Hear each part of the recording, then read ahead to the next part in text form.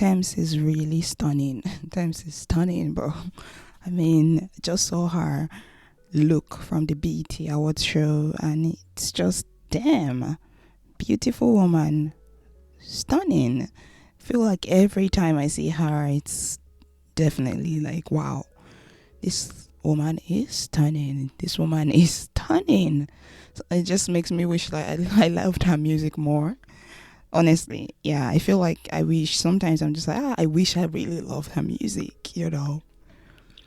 I can understand why her music works anyways. The looping of it, its simplicity, maybe it works. Not like I hate all of her music. I mean, there are some of her music I like, or to be very specific, I like bits and parts of a song. So there'll be these 10 seconds in a song that I love so much, and I just keep repeating, or I listen to that song to listen to that part, something like that. That's how I am with them songs. So you see me using her songs a lot, actually, because of those bits and pieces that I like. So yeah, sometimes I'm just like, damn, I wish like your music is just the type that I could play the whole album from top to bottom. Could do that with Ira Star's album. I can do that with Burna Boy's album.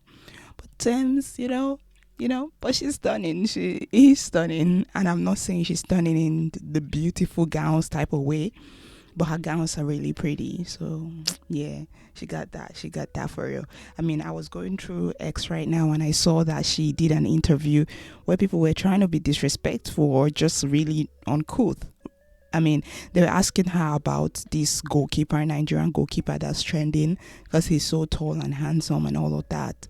And she was cool enough to just be like, oh, we're family. The interview was so bad, it made me reflect on a lot of interviews that African artists or maybe Nigerian artists go on, and it's just so disrespectful. I feel like whenever superstars from Africa go out there on interviews, they're often treated weirdly. The vibe is always off, really, except if they go on platforms that platform demand a level of a type of journalism. Like maybe you go to, is it Essence France? No, they're like some of these platforms that the journalists themselves cannot make a fool of themselves.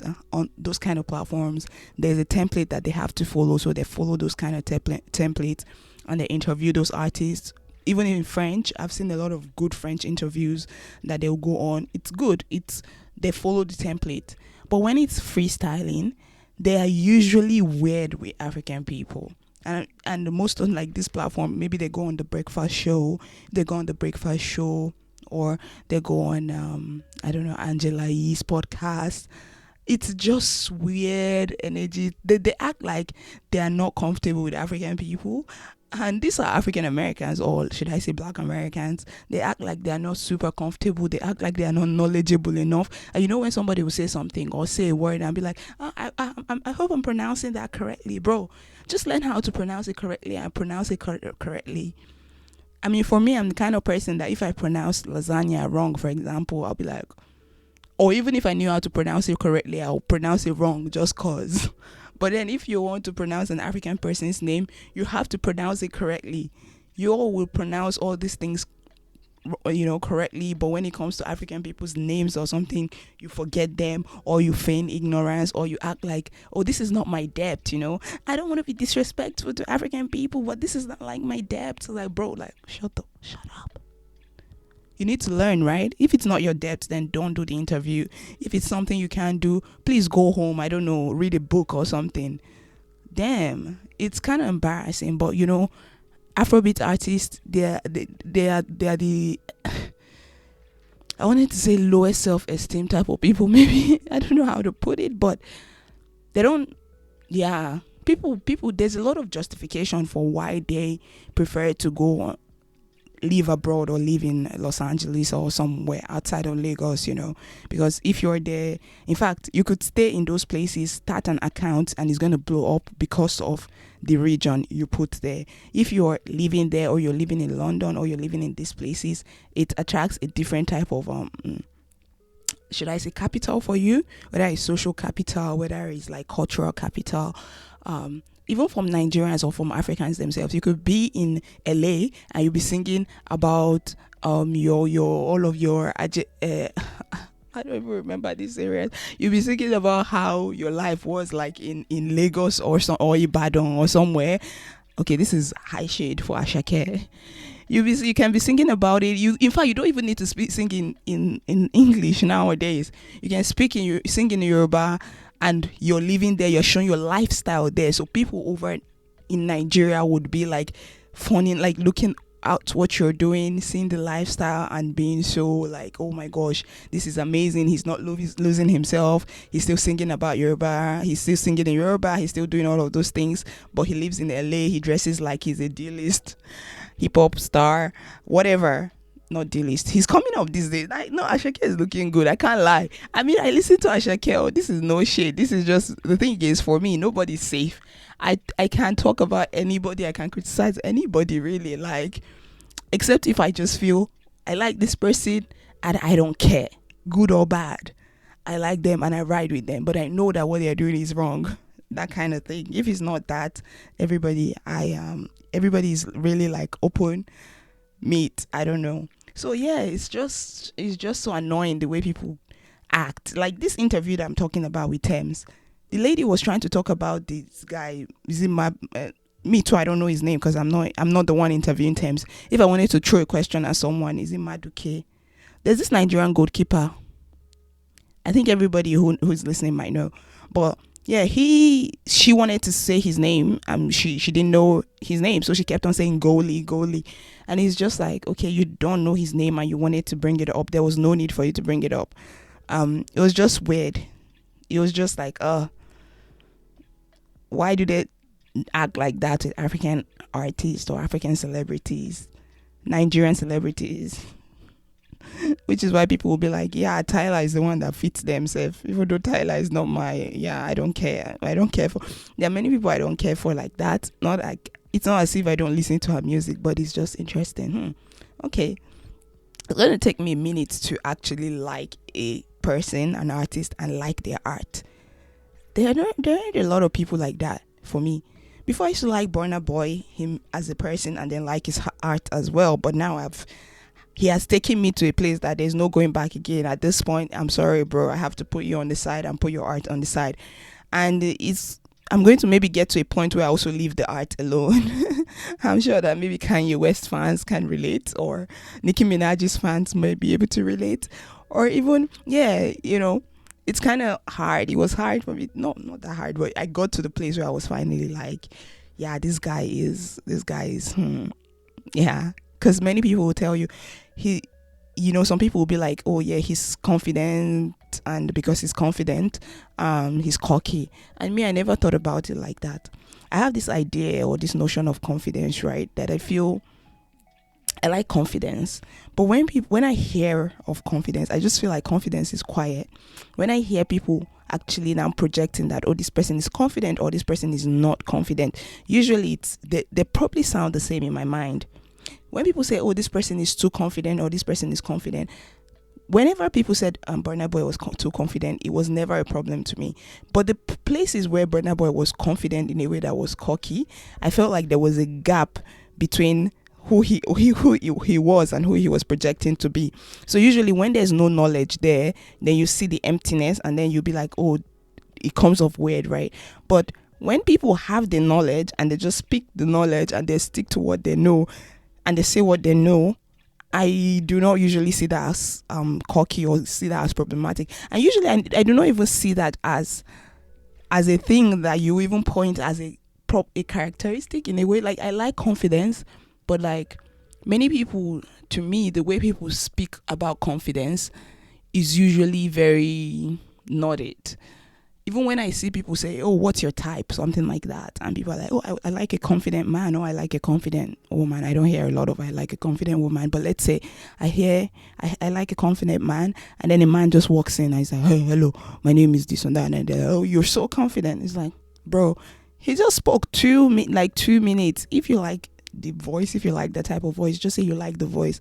You don't know if he's confident or not. You don't know. Yeah, you don't really know. you have to sit down, you have to watch people's mannerisms, you have to watch it before you know, oh, this person is really just performing. A lot of people are performing, and like I said before, it's okay to perform, but you need to know as yourself, you need to be self-aware that I'm performing this role, and you need to be in the background studying, studying to know what you're talking about, studying to know who you're trying to be, studying to know that there's no that gap of there's no information there, so it's empty, right? Yeah, so for me, it's just if you breach that gap and there's information and you're talking from a place of self-assuredness, understanding what you're talking about, knowledge, information, knowledge, and then wisdom, then okay, that's great. You can call that confident or whatever you want to call it, and it wouldn't even be a negative. Damn, like everything is already like stressful for me. It's tiring. So I was listening to a debate. I've been listening to more and more debates recently, and when I was listening to a debate, there was a dude that was speaking, and his position, he was speaking about it confidently. He was talking, he was expressing all of his positions very, very in such a way that I feel if people listen to him, they would say, damn, this dude he knows what he's talking about.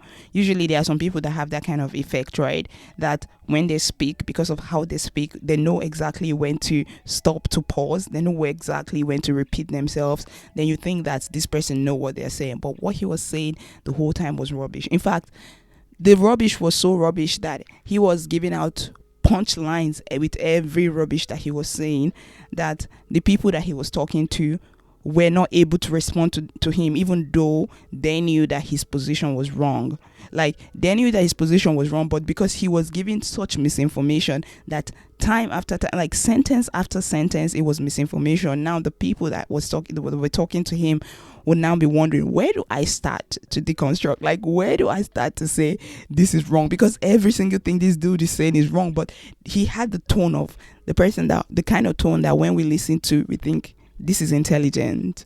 And then he had the tone or the delivery of someone with like the pulpit type of delivery, that when the person is talking, you're drawn in to listen, which is a gift, really. There are some people that when they talk, they have that aura, they can catch the crowd. And now he's already passed 50% of the communication requirement to deliver a message that may be truthful, but this guy was really saying rubbish the whole time. He was really, really wrong. And then I remember the clip that I watched from Ashley. Ashley is a content creator. I've referenced her before. She brought me to know an idea, or that's called the terminology. I figured this from her. I went to look it up. It's called Gish Gallop. It means like that, exactly what that dude was doing. So when people are talking to you in a debate, right, they keep on throwing fact and some things that are not fact out there. They keep throwing it out there repeatedly. So they throw a lot repeatedly, consecutively, quickly. So when you're talking to them now, they've spoken a lot of false. They have spread a lot of false information that you don't even know where to start debunking from. And then everybody listening will look at you, who is unable to respond, but unable to, because you are going to have to respond with facts, because you have the fact, right? So now you have to now start using facts and logic to debunk it, and it's going to be slower because you're going to have to put information together, strain it together. So you'll be slower, you're thinking, you're slower, and if there's an audience, they're looking at you like you do not know what to say, because perception is reality sometimes. So they're looking at you like, oh, this person is thinking about, oh, this person might be wrong. So that's actually interesting to watch when you hear people or see people that people think of as confident speaking, and it's easy for you to buy in. That's why you need to be very wary when you don't know an information, and it's okay to say you don't know. Like if you're listening to somebody and that's the first time you're hearing that idea or something like that, when you're listening to it, you're like, oh, this is new information to me. It sounds like it's right. It sounds logical. Why not? It should be right. Just keep it as a mental note and go and check it up yourself. A lot of people say a lot of rubbish out here, and they say it with their full chest. It's crazy. Like they said, with their whole full chest, which is going to take me to what I want to talk, what I was going about speaking on. A friend was trying to bring my hand or force my hand to have an opinion on this, but I tried my best to say outside of it, or outside of giving an opinion. I just put it on my notepad on my phone. I just open my note and I put it on there. But then I've been seeing a lot of people, like I said, coming out with a sense of authority and speaking on this as well. So what is this? On Nigerian Twitter, there's something called Olodo Uprising. Olodo Uprising is coined by YC. Is it coined by him, or it was popularized by him? Maybe coined by him, maybe popularized by him, maybe in the flow of the conversation, maybe just a trip of consciousness, but he formed this term Olodo Uprising, or he popularized the term Olodo Uprising. So there's this dude, he's YC, he's a rapper or a musician from Nigeria. He was on a podcast and he said that we have a pandemic of people we have a pandemic of platforming people who are not smart or not intelligent. And those people are termed Olodo in Nigeria. So we have a pandemic of those people having the largest platforms, being the loudest. And in fact, that also might be saying that like a lot of people in the country are not that smart. So when I saw this, actually before I even saw it, and then I saw the platform that I was on, I reflected back on the platform. I think the podcast, I had called them out once before, because to me, the level, my own calling out of people usually doesn't go down to the Pella levels, and I don't know how that's going to sound like. So Pella, who is the influencer, I don't even know what he does. But I don't consume things like that, so I never really scrutinize them. So I don't know when people are like, oh, Pella is this or Pella is that. I don't know. But that platform, YC went to speak, I had called them out like months ago. Why? They brought somebody up there. There's this a woman and a man. They're interviewing someone. They were talking and then they were like, oh, I miss Obama so much. He's such a classy president. We've never have that like that. I miss him. Like, what are you talking about? The same thing that happened on the same thing has happened again on I Said What I Said podcast, where they were romanticizing Obama, and I was like, are you guys Africans? What are you talking about? And this is the thing, right? Many people, some of you might not have heard this before, but I'm gonna put it to you. As an African person, Obama is not that guy. I understand that some of you are black excellence brunch crowd or something. You're African excellence people, where you like to highlight the few Africans that have made it. You like to make you like to make them something that we should all aspire to be, even though you like to make it look like 1 out of 10 people, they call it the talented 10s, right? Where it's like 1 out of your whole people succeed, and you think you want to like put that person on a pedestal and then make sure that, oh yeah, you know what, even in this system you can actually make it. Those types of people, to me, they are low-key the Olodo in my own standard. Like those people who went to college and they think that even in this system they can make their moves and just make it for themselves and their families, and they don't care that if a larger population of people are not making it, then in fact you people succeeding is hey, okay. Listen, I'm speaking to Rambo, right? At the end of the day, I'm speaking to Rambo. But this whole idea of a few people succeeding in Africa, and those few people are seen as a situation. Those few people are seen as people that we should look up to, or are seen as people that we should take as you succeeding in this economy, like the economy can actually work for you, is problematic. And that kind of mentality is problematic. So that podcast is one podcast that propagates that. There's another podcast again that this dude does. Is it 10? There's this Nigerian comedian. I don't know his name because comedians these days, nothing they say is funny to me. But he's doing a podcast where he brings all these Nigerians that have succeeded in the diaspora. They come on the podcast, they share their own experience. Those types of podcasts where they bring those quote unquote successful people to come and share their experience and tell us how to be successful, I find them problematic. I find them problematic because I think there's no smoke for the system, but they're trying to put us on game. What game? Most people cannot make it out by themselves, right? Like, most people need a system to help them make it. But these people make it look like because we have like 10 people out of a million or 10 people out of 100 million that have succeeded, then it's okay they should come and share their success story so that we'll learn from it. Well, so first of all, me saying what I see on that podcast, talking about some Olodo Uprising, I'm looking at it and I'm looking at them and I'm like, I don't know that you guys are not a part of the uprising, because we're pretty much a classist society, so everybody's going to think, oh, it's someone who is speaking pidgin that is the issue that's causing the uprising of the Olodo, blah blah blah.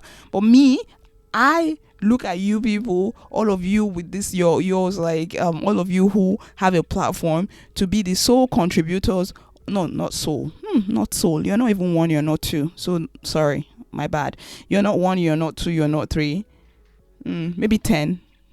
So yeah, so I see you all in the media as a contributor to the Olodo Uprising that we have right now. Why? The people you platform are the people that already you platform the wrongest of people, or you platform people that you either platform two of these types of people who are entertaining or people who already have the background. So you platform people who you think that can give you a network. How do I put this? Okay, a way to explain this again is like this, right? During say the elections in our countries, you see some influencers. Let's not even go into elections. That's like taking it even too political. Let's stick to fun stuff like Love Island. You see a lot of people supporting, or Big Brother, for example. A lot of people who support, say, who were they even supporting? I don't follow Big Brother. Who did they support? Whoever did they support? I'm only thinking of Fina right now. But let's say people didn't even love Fina like that. People were kind of like divided when it came to Fina. Who did everyone love? Let's just say there's a contestant someone like. Usually Nigeria is a pretty different place anyways. Nigeria is a different type of game because a lot of Nigerians on TikTok aren't monetized, right? I understand that it's not easy for Nigerian creators to make money. So let me use Love Island because I think it would be simple to explain it. So on Love Island, for example, when you support a person you know that people like, you're going to make a lot of money. Like, you can be dropping videos every day on TikTok. You're going to make a lot of money. If you have like a decent level of followers already, you need to support the person that you know that people are going to want to engage with. So even if the person is right or the person is wrong, you need to make sure that your voice is like, you need to make sure that you're their biggest supporters, because the kind of money you will make, maybe you've never made it since you started TikTok. So usually people have gains to be like, they have monetary gain, social gain or something, and that's why they support some people. It's not exactly like people are just having fun, it's not about people just having fun and talking trash about someone and taking another person's side. This is business. So the media business is not just about traditional media anymore. Social media is also business. When you see people supporting like maybe only Wizkid, or only some of them might be supporting just cause. And Wizkid might not be the best example because people really love him, but there are people that when you see that people are just supporting them, they are being paid. A lot of people are being paid. And now my own issue or my own dilemma is, I'm thinking, which influences the other? Is it because people are influenced to talk about someone that many people now end up being influenced to think that person, that narrative is for that person? Or is it that people want to support that person and then there's someone that's feeling that urge for them? You get what I'm saying? So which influences the other? Which comes first? Maybe it's chicken and egg. Maybe it really is chicken and egg. So when I see people, when I see what the media does in how they uplift one person or how they drive a narrative, usually it's because they are trying to get into somewhere with that, or especially people in the media with a platform already. They are the people that you must try your best not to believe one thing they say. They are either trying to get paid, they're trying to get in the favor of someone. That's why you see that they talk about some kind of some specific people, or they talk about some specific type of issues, because there's no reason why you keep telling people that, oh, Obama is not it or something like that, and people still continue, because they want to create they want to enter a certain type of ideal, they want to look a certain type of way for those people, for the people who also have that type of idea to be able to fund. So everything is just a bit like, everything is don't believe anybody in the media is the moral of the story, is what I'm saying, because everybody's trying to get paid. So this platform that brought this Olodo Uprising thing, I've already called them out, and I feel they are even players in the Olodo Uprising, because in their minds they are serving a certain type of demography of people who are trying to like come out of their no people who make it, those are the types of people that they bring on their platform to even speak. Or really, I need to calm down. I'm trying to even log into something, I'm unable to do that.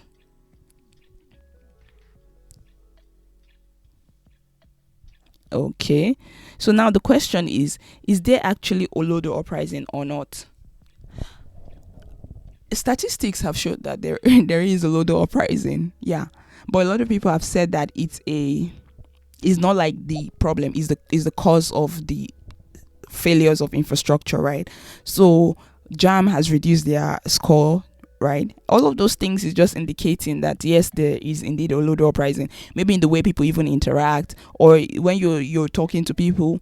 I used to feel like I could talk to people I did not agree with, but now it's getting lesser and lesser. I don't think that I can ordinarily speak to people that I do not agree with because of the logic in which they disagree. So maybe that also is a way for you to think that, yeah, really, maybe there is a Olodo Uprising, because there's a way that you'll be talking before and someone is going to concede to the point you're making, that, oh, this is a better point, I concede. But now there's not just uprising in the fact that there's a knowledge or information gap, but there's also a problem in, yes, there is a gap in information, but there's a lot of information. What that means is that the information that I have, if it's wrong, I can find a lot of other wrong ideas or wrong theories that can support that my wrong information. So yes, we're living in the internet age.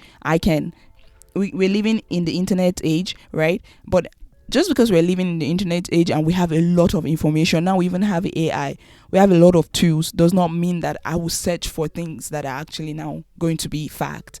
I could have an information and then I could just I could easily feed alongside my bias, right? I could study just based on the fact that this is what I want to know, and then I would just study along those lines. I'm not trying to interrogate whatever I'm thinking. I'm not trying to do any critical thinking. In fact, there's no reason for you to do critical thinking anymore. The school systems are failing. The government is failing. Like, the uprising is just on another level. But when people come out and they're calling names of who are the people that are Olodo in Nigeria, and they're just calling the names of content creators, I was not as excited about it. I felt like people were smiling and laughing and excited about it, but I was sad.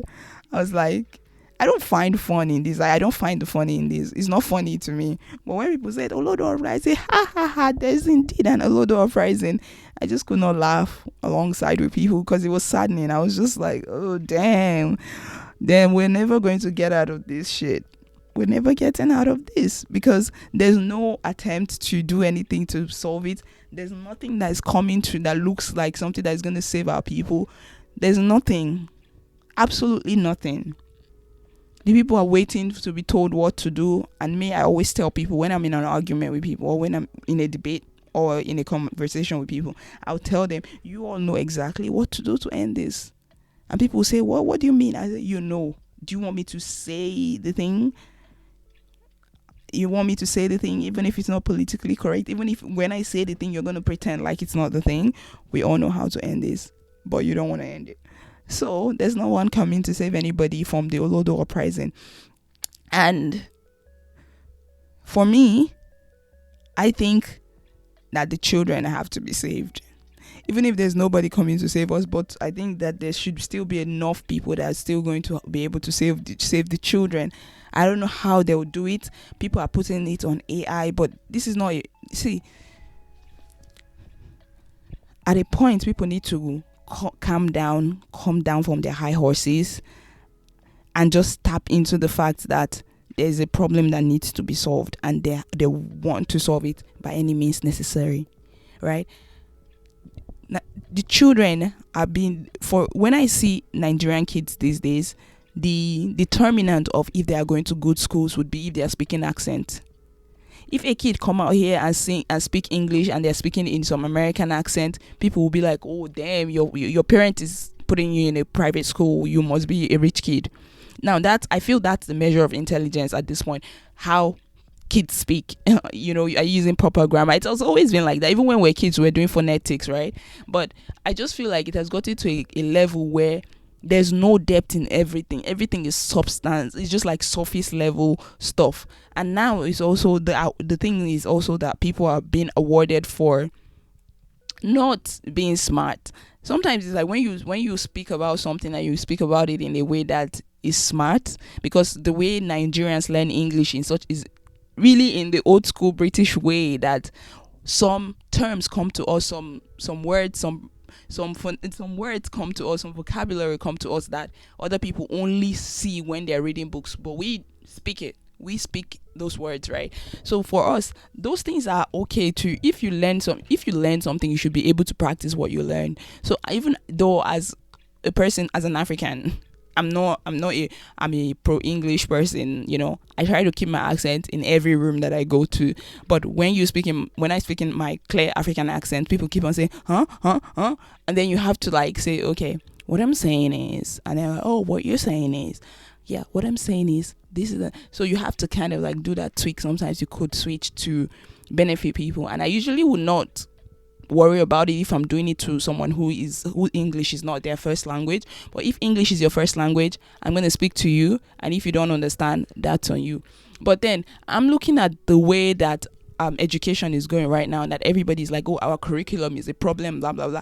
Yes, our curriculum is a problem, but people don't even understand the curriculum in itself. Like, yes, it's washed, it's old school, but then they're not even teaching it with any type of ingenuity. I spoke about this before, where I feel like nobody is focused on anything. Again, I don't feel like kids are being taught correctly. Like, people are being, even if, let's forget, people can bring the idea of our curriculum is backward, is wrong, but yeah, it's backward. But the backward curriculum that our parents did, or people that schooled in the 90s and in the 2000s, they were not. It wasn't a Olodo Uprising situation, right? So it's not just about the curriculum. Yes, it is the curriculum, definitely. In fact, the curriculum has to be washed, right? We need to, it has to be washed and everything. But the issue is there's no incentive, or there's no environment that takes this education of a thing seriously. And the fact that people do not take education seriously is a big problem. It's a big problem. I'm not a fan of school and scam, even though I understand that there are some people who are talented that should be taught differently. There are different ways that people should be taught. They don't have to be in a school setting to, teach them. But like, I project for what is good for general public. Like, I'm not the kind of person that will be like, oh, now we are living in the age of AI, so now we need a school or a private school that is going to bring in all of this new curriculum so that a few kids can be on top of that, can go to that school and then, go get that kind of information that helps them in the current time. I need something that all of our people can actually participate in. I need people to be able to, I need teachers to concentrate. I need students to concentrate. I need them to not say, don't use AI, because everybody is saying AI. No, you need to just say, 1 hour is for AI. We're going to have a subject that is for AI. You can't say, oh, don't bring your phones to school. No, bring your phone to school. We have an hour for you to use your phone. things have to be in a controlled environment for children. Sorry, children are children. And now I don't know about what you do with the adults that are Olodos. There's nothing I know that we can do to help any adult that is an Olodo. So I'm just going to be like, okay, let's focus on the kids and the young adults. So you can't say don't use ChatGPT. Why not? Everybody is using it. Kids all over the world are using ChatGPT right now, so that's not the problem. But you have to make sure that you're telling them how to properly use it. So you're going to make a class for that. You can't just say them they shouldn't use it at all. Or when you give assignment, you say, okay, do this part with ChatGPT, do this part with your brain. So you can't just say leave what other people are doing in the world. And these kids are on TikTok, they're on Instagram, they're everywhere. So you have to make sure that you are going on with the time. There's this lady, she's a lawyer. She was, or she is, I'm not sure, a lawyer. She went to Canada, and I came across her online, and she was talking about how this Olodo Uprising thing is a thing of academias, or people in academic in the school system are more, they don't try as much as they can to be visible, so they are kind of jealous of the content creators there. And I saw her point, and I thought, you know what? Because academia has to be traditional, but there has to be a liberal side that is also fighting to make sure that people are like, tuned in with the time. You can't just say, oh no, everybody should go back to reading what's that guy's name? The British guy, the English guy, the die.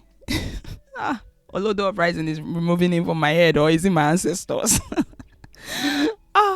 Is it, what's his name now? Bro, like my brain, there's something wrong with my brain. Kai, what's that guy that we're reading? Maybe you guys tortured me in high school. Now I can't remember his name. Macbeth, that guy. See, I'm doing one take, so I'm not going to stick to when I remember his name. But his name is from S. Why is it skipping me? Why is this skipping me? Why is this skipping me? Why is this skipping me? Why is this skipping me? Why is this skipping me? Why is this skipping me? Do I have a problem with my head?